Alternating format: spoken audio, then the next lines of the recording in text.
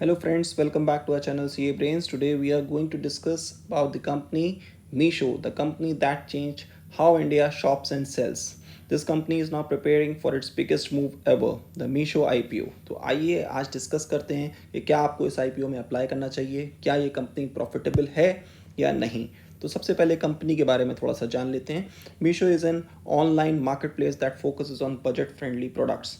It speciality is zero commission model, millions of small sellers, strong tier 2 and tier 3 city penetration, high demand for fashion, beauty and home products.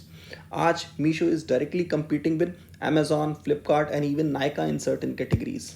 ये company 2015 में incorporate हुई थी. Meesho limited is a multi sided technology platform driving e commerce in India by connecting 4 की stakeholders, consumers, sellers, logistic partners and content creators. ये Meesho brand के अंदर काम करता है. अगर आज के डेट में देखें, as on 30th September 2025, Meesho had more than 7 lakh annual transacting sellers and more than 30 to 34 million annual transacting users. The company basically operates in two business segments. First is the marketplace, second is the new initiatives.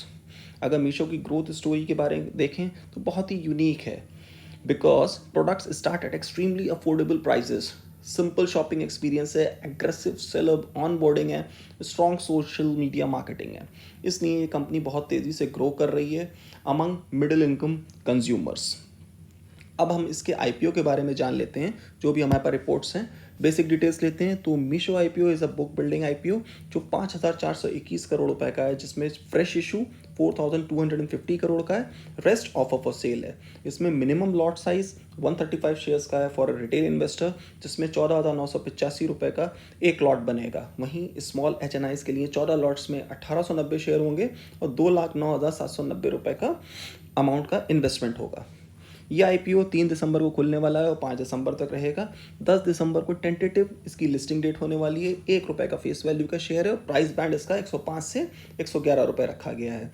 एक lot के अंदर 135 shares होंगे और 5,421 करोड़ रुपए का ये total IPO size है, जिसमें 4,250 का fresh issue, balances offer for sale. दोनों ही बीएससी एंड एनएससी के ऊपर इसकी लिस्टिंग होने वाली है. सबसे इंपॉर्टेंट चीज़ जो इसमें जानने वाली है इज़ रिजर्वेशन. अगर आप देखेंगे तो क्यूआईबी के लिए रिजर्वेशन जो है वो 75% का है ऑफर का, वहीं रिटेलर्स के लिए 10% एंड एचएनआईज के लिए 15%. तो ये बहुत ध्यान रखने वाली बात है कि इसकी एंकर बुक के अंदर कौन कौन आने वाला है. अब कंपनी के फाइनेंशियल्स के बारे में अगर बात कर लें तो कंपनी का डेटा अगर आप देखेंगे उसके रेड हेरिंग प्रोस्पेक्टस में 3,853 करोड़ रुपए का एसेट साइज था इसका, जो कि बढ़ के 7,226 करोड़ हो गया एज ऑन मार्च 2025. वहीं इसकी टोटल इनकम को अगर देखें तो 5,897 करोड़ से बढ़ते हुए 9,900 करोड़ हो चुकी है. तो परेशानी की थोड़ी सी बात है वो इसका प्रॉफिट आफ्टर टैक्स है, जो कंपनी कंटिन्यूसली लॉस में है और वो लॉस बढ़ता हुआ है. अगर आप इसके फाइनेंशियल्स को देखेंगे तो 31 मार्च 2024 से 31 मार्च 2025 में इसका टर्नओवर 26% इंक्रीज हुआ है, वहीं इसका पैट जो है वो ड्रॉप होता चला जा रहा है. तो मीशो के फाइनेंशियल के अंदर हमने आपने देखा कि हम ये कंपनी अभी प्रॉफिट्स में नहीं है, बट मे बी जब इसके टर्नओवर्स और इंक्रीज करें तो हो सकता है ये प्रॉफिट्स में आ जाए. लॉन्ग रन के अंदर ये एक अच्छी कंपनी साबित हो जाए. Revenues has grown strongly year on year. अगर आप इसमें देख सकते हैं रेवेन्यू लगातार बढ़ रहा है. Now, reaching profitability in the e-commerce sector is considered a major achievement, especially when giants like Flipkart and Amazon struggled for years. तो आप समझ सकते हो किस लेवल का कंपटीशन है. तो जितना आप वॉल्यूम के ऊपर जाओगे तो हो सकता है इसके अंदर प्रॉफिट्स भी जल्द से जल्द दिखाई देने लगे. बिजनेस स्ट्रेंथ इसकी क्या है? Before investing here Meesho's strong points, massive user base across India. भी आपने देखा ना, मोर देन 7 लाख यूजर्स हैं. Low cost product strategy, high number of active sellers and strong focus on fashion and lifestyle categories. Profitable business model है. तो आप इसके बारे में सोच सकते हो कि इस आईपीओ के अंदर अगर आप एक लॉन्ग टर्म इन्वेस्टर हो और थोड़ा सा रिस्क ले सकते हो तो आप इसके अंदर सोच सकते हो कि हम इसमें पैसा लगा सकते हैं. तो no company is risk free, specially e commerce. Major risk इसमें हैवी कंपटीशन है, अमेजोन से, फ्लिपकार्ट से, जियो मार्ट से. मार्जिन बहुत मिनिमम है, थिन मार्जिन हैं. ट्रेंड बेस्ड सेल्स डिपेंडेंसी है, seller quality and return issues रहते हैं. तो इन्वेस्टर्स को अपने फंड्स लगाने से पहले इन चीज़ों का ध्यान रखना चाहिए कि हम इस आईपीओ के अंदर लगाएं कि ना लगाएं. This IPO is ideal for long term investors. I told those believing in e commerce growth, investors who want to benefit from early stage profitability अगर आप देखें तो इसका ग्रे मार्केट प्रीमियम भी बहुत अच्छा चल रहा है, मोर देन 30% है। तो अगर कोई लिस्टिंग गेन के लिए जाना चाहता है और अगर इसकी एंकर बुक अच्छी आती है और ये गेन मेंटेन रहता है लिस्टिंग तक, तो फिर आप इसके अंदर इन्वेस्ट कर सकते हो और लिस्टिंग गेन के लिए भी जा सकते हो।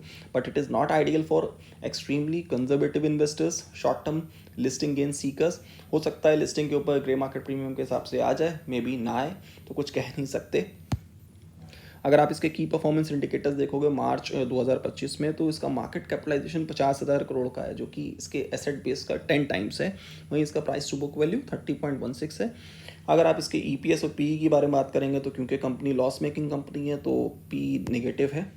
ऑब्जेक्ट्स, अगर इसके ऑब्जेक्ट्स के बारे में बात करें तो company intends to utilise the net proceeds from the issue for the following objects: investment for cloud infrastructure in MTPL, its subsidiary company; payment of salaries of the existing and replacement hires for the machine learning and AI and technology teams for AI and technology development undertaken by MTPL, the subsidiary; investment in MTPL subsidiary for expenditure towards marketing and brand initiatives, funding inorganic growth through acquisitions and other strategic initiatives, and general corporate purpose। तो जिस तरीके का initiative company ने ले रखा है cloud infrastructure develop करने के लिए और मशीन लर्निंग एंड एआई के लिए, तो डेफिनेटली उसको फंड्स की रिक्वायरमेंट होगी और इतने फंड्स तो उसमें लगेंगे ही।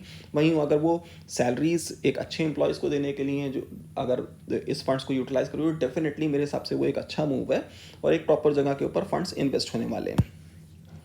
अगर इसके आईपीओ के बारे में बात करेंगे, इसके जीएमपी के बारे में बात करेंगे इस आईपीओ के, तो 41 रुपीज़ का जीएमपी आज मॉर्निंग में इसका चल रहा था, जो कि मोर देन 36% है। मिनिमम रिटेल इन्वेस्टर को अगर कोई लिस्टिंग के लिए जाना चाहता है, लिस्टिंग गेन के लिए जाना चाहता है, तो 5535 रुपये का प्रॉफिट हो जाएगा। वहीं एचएनआई इसको 77,500 के आसपास इसमें प्रॉफिट हो सकता है।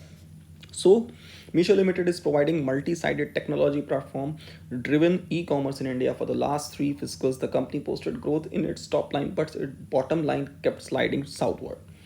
The company claims to be the leader and the largest platform on the basis of placed orders and annual transactions users among e-commerce players in India.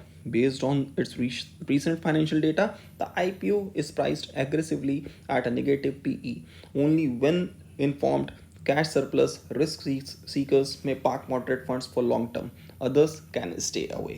So, if you are a long term investor who believes that India's wave of e-commerce growth will come from tier 2 and tier 3 cities, Meesho is a strong contender. But invest with proper allocation and after reading the final RHP when released. So, if you found this breakdown useful, don't forget to like the video, subscribe to CA Brains, and turn on notifications. I'll be covering the latest IPOs, taxation updates, and finance insights to help you make better decisions. Till then, bye bye. Thank you for